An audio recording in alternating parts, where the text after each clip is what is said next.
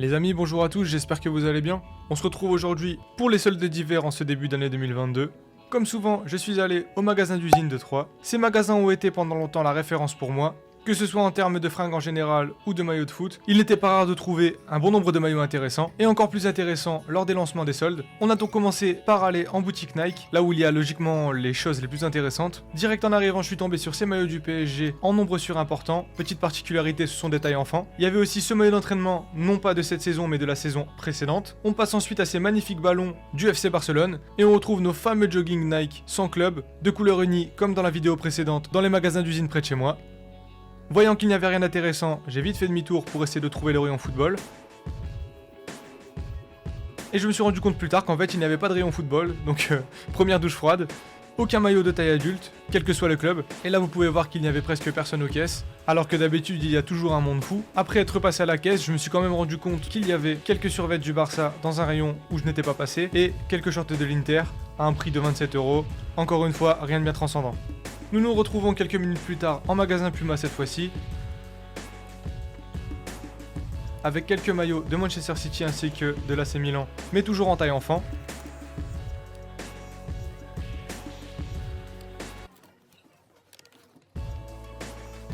Heureusement dans ce magasin il y avait quand même quelques maillots taille adulte, mais un choix hyper limité, avec ce maillot de la Côte d'Ivoire à seulement 15 € mais en taille double XL, ce maillot du PSV pour une quarantaine d'euros, assez original mais très peu de choix de taille, une seule unité de ce maillot extérieur de l'AC Milan, ces deux maillots de l'Olympique de Marseille. Il y avait quand même quelques maillots domicile de Manchester City, un maillot de gardien mais au prix de 80 €, des maillots d'entraînement, mais encore une fois rien de fou.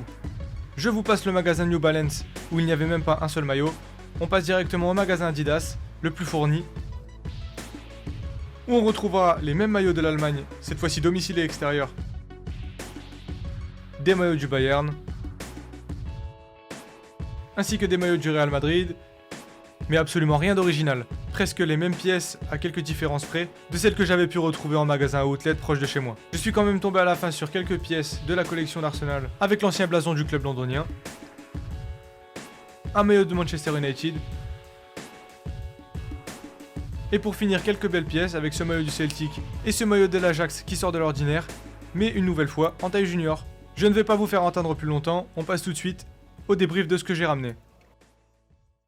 On se retrouve quelques jours plus tard pour l'ouverture de ce que j'ai ramené. Alors je vais pas vous faire de cinéma plus longtemps, mais je vais enlever ce qui concerne vraiment le football.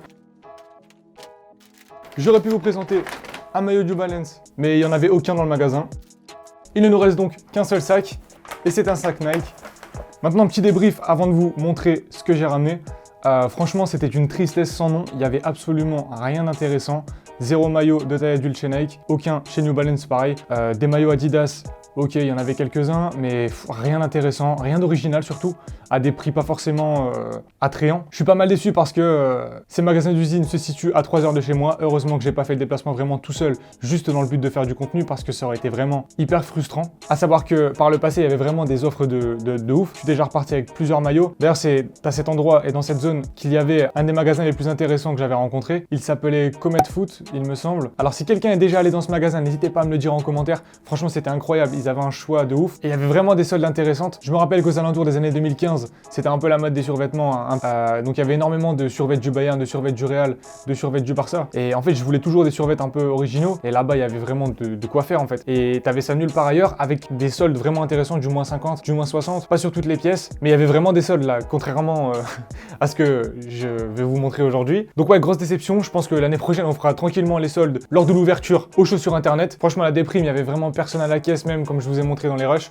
En temps normal, t'as une queue monstrueuse, tu dois limite envoyer quelqu'un en éclaireur pour que la queue dure moins longtemps. Et là, personne, assis, des gens qui se sont rués sur des survêtements en coton de tout ce qu'il y a de plus basique chez Nike, des choses qui sont soldées en permanence sur le site. Enfin bref, on va pas attendre plus longtemps. Je vais vous montrer l'unique chose que j'ai ramené. Et attention, ça va piquer les yeux. On est encore dans du grand art. J'ai ramené ce magnifique ballon. Voilà. Aucun maillot, donc voulant ramener un souvenir de cette magnifique escapade et surtout garder un souvenir de la vidéo, j'ai quand même voulu récupérer quelque chose chez Nike. C'est le premier magasin qu'on a fait, donc À ce moment-là, je savais pas que j'allais rien trouver ailleurs, donc je me suis quand même dit, vas-y, prends quelque chose, histoire de pas rentrer les mains vides, et j'ai bien fait. Sinon, j'aurais certainement dû reprendre un maillot qui ne me plaisait pas chez Adidas. Je l'ai pris, le pire c'est que c'est même pas pour jouer, je l'ai pris pour le poser dans le décor, donc je vais étoffer le décor, on va dire. Je pense que je vais le poser ici pour le moment. Donc voilà, énorme déception, je vais pas vous faire attendre plus longtemps. Si la vidéo dure vraiment très peu de temps, je vais vous mettre un petit bonus, un petit extra. J'ai quelques rushs d'un maillot porté par un joueur. Ça me permettra d'avoir un minimum de contenu quand même intéressant à vous fournir. Dans ces cas-là, on se dit à tout de suite. Donc ce qu'on va faire, c'est que je vais ouvrir ce petit colis, reçu il y a quelques jours et acheté sur Vinted. Ce maillot ne m'appartient pas, c'est un cadeau, mais c'est une pièce assez intéressante et qui sort de l'ordinaire, donc je voulais vous le montrer tant que je l'ai en ma possession. On passe tout de suite à l'ouverture du colis. Ok, donc c'est un seul maillot. Je vais vous montrer aujourd'hui ce maillot du SCO d'Angers. Ok. Floqué du numéro 7 de Karl Toko Ekambi. Donc pourquoi j'ai acheté ce maillot particulièrement ? C'est parce qu'il a en fait été porté par le joueur directement lors du match face à Monaco durant la saison 2016-2017. Je trouvais ça intéressant de vous montrer un maillot de la marque Kappa, une marque pas forcément très répandue dans le football de nos jours, de vous montrer un peu l'élasticité du maillot, contrairement au maillot classique de boutique. On voit bien que c'est un maillot qui était destiné à être porté en match. Il devait être très près du corps et a été conçu pour évacuer la transpiration. On retrouve aussi les anciens badges de Ligue 1 qui gardent le charme de l'époque, les anciens flocages aussi de Ligue 1 typiques de l'époque, même s'ils restent très sommaires, limite je les préfère à ceux qui sont portés actuellement. Sinon pour ce qui est du maillot, un maillot typique du maillot du SCO d'Angers, avec l'ancien logo étant donné qu'il vient d'être changé, les nombreux sponsors présents un peu partout. En tout cas pour ce qui est du ressenti au toucher, on voit vraiment que le maillot a été destiné à être porté en match. Je n'ai pas forcément l'habitude d'en voir et on sent directement les subtilités entre un maillot de match et un maillot classique de boutique. Les flocages sont quant à eux assez fins, on commence limite à voir à travers. Donc je pense que ce maillot restera bien au chaud sur un cintre et ne sera pas porté pour éviter d'altérer les matériaux. Donc voilà, je vous montre maintenant l'intérieur de celui-ci avec les étiquettes, histoire que vous puissiez voir comment font les autres équipementiers hors Nike, Adidas et Puma. Donc voilà les gars, vidéo terminée. Je vous remercie pour ceux qui sont restés jusqu'à la fin. Deuxième bilan peu convaincant en 2 vidéos concernant l'achat de maillots en boutique physique. Je tenais à vous montrer les bonnes trouvailles mais aussi les échecs de mes achats de maillots. Et là je pense qu'on est en plein dedans. La suite au prochain épisode. En parlant de prochain épisode, je sortirai la semaine prochaine le prochain épisode de la série La Vie la Vraie. Et je pense qu'on va reparler d'un des maillots de ma collection. Ça fait longtemps que je vous en ai pas proposé un, donc je pense qu'on va reprendre ça assez rapidement. Je vous laisse, merci d'être resté jusqu'à la fin. Je vous souhaite un bon week-end. On se dit à très vite. Allez, salut!